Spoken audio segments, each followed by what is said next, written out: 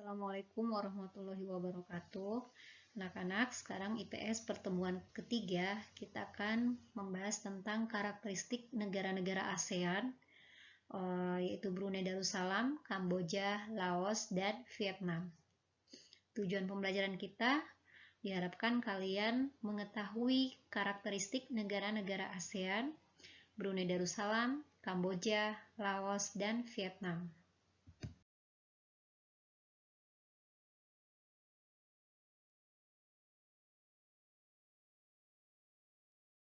Negara ASEAN yang kelima adalah Brunei Darussalam dengan ibu kota Bandar Sri Begawan, mata uang dolar Brunei.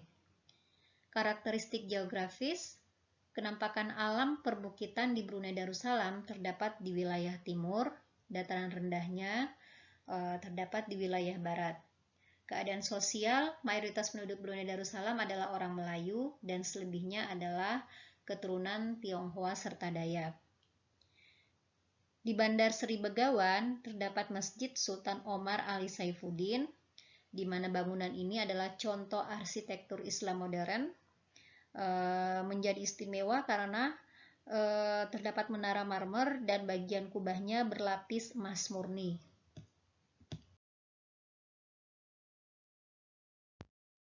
Keadaan ekonomi Brunei Darussalam, kegiatan ekonominya umumnya di bidang pertambangan, pertanian, perkebunan, dan pariwisata.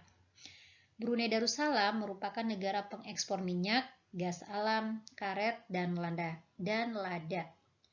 Brunei Darussalam dijuluki negara petrodolar karena pendapatan Brunei sebagian besar dari hasil ekspor minyak dan perekonomiannya bergantung pada pertambangan minyak bumi.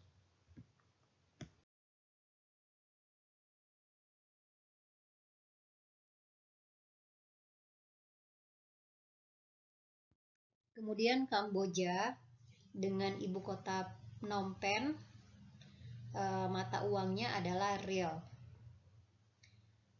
Karakteristik geografis negara Kamboja, bagian tengahnya berupa dataran rendah yang disebut dengan dataran besar Tonle Sap.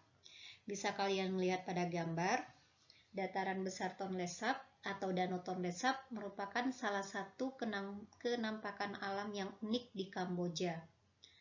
Pada musim kemarau, luasnya hanya sekitar 2.590 km persegi, sedangkan pada musim penghujan luasnya bisa bertambah menjadi 24.605 km persegi.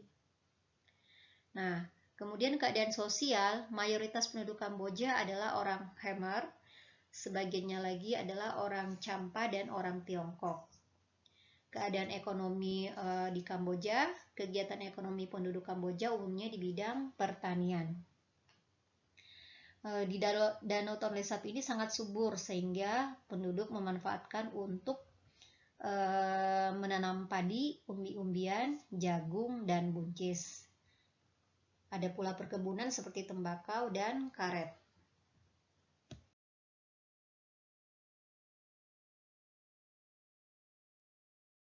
Selanjutnya Laos dengan ibu kota Vientiane, mata uangnya New Kip. Karakteristik geografis, wilayah Laos ini dikelilingi oleh 5 negara, sehingga Laos merupakan satu-satunya negara di kawasan Asia Tenggara yang tidak memiliki garis pantai. Keadaan sosial di Laos, penduduknya terbagi atas 3 kelompok.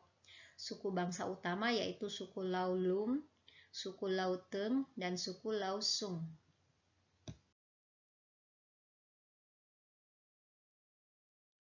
Kegiatan ekonomi penduduk Laos umumnya di bidang pertanian, perkebunan, dan peternakan. Kegiatan pertaniannya dilakukan di sepanjang Sungai Mekong. Nah, yang kalian lihat pada gambar itu adalah salah satu objek wisata yang ada di ibu kota negara Laos, yaitu di Vientiane. Bangunan tersebut adalah Monumen Patuksai atau Gerbang Patuksai.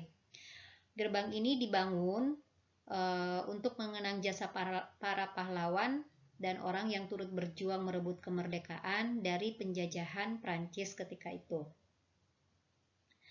Desain eksteriornya begitu menawan, di mana ada hiasan dengan simbol agama Buddha berupa daun teratai dan menara stupa dan juga patung animisme.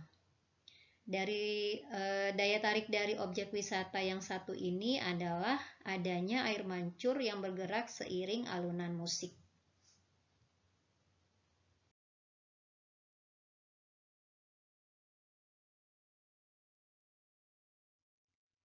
Selanjutnya ke-8, negara Vietnam.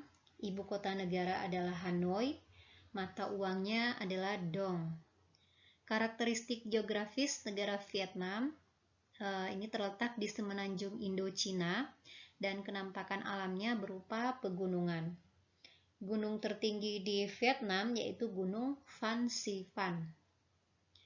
Keadaan sosial di Vietnam, mayoritas penduduknya berasal dari suku Viet, suku Thai, dan Muong.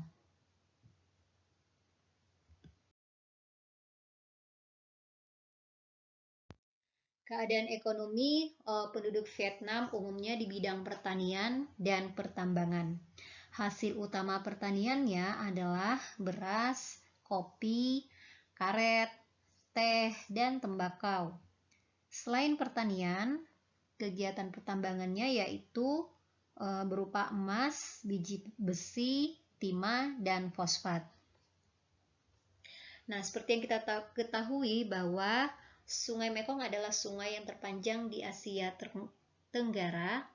Ini memberi keuntungan yang banyak bagi masyarakat Vietnam. Sungai Mekong ini dimanfaatkan oleh masyarakat Vietnam untuk kegiatan perekonomian.